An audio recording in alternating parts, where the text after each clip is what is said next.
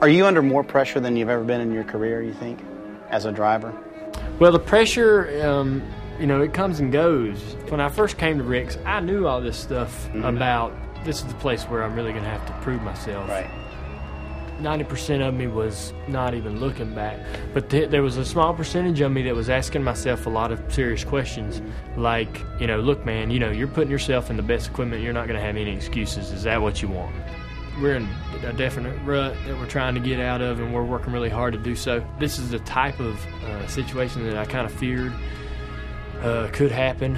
And I asked myself, when I got the opportunity to drive for Rick, whether I would be able to handle going through this type of thing, whether I even wanted to, you know, because I always had excuses before. I wasn't even having to make the excuses, you know. It's like either my fan base or the media would come up with a reason why we weren't winning, and it never was ever really placed solely on my shoulders. And I knew that at Rick's it would be if we didn't win, and I can handle that, and I would have not made that decision had I thought I couldn't.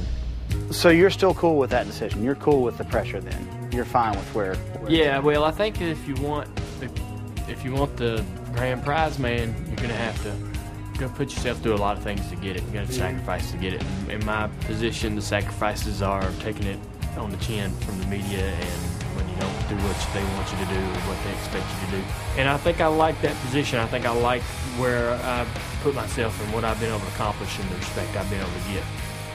How tough is it to be Dale Earnhardt Jr.? It ain't, you know, it ain't the hardest thing. It's really good most of the time. It's real easy, real fun. I never have days where I don't feel like I've got it really good, you know, and I never have days. Even when things get tough? Yeah.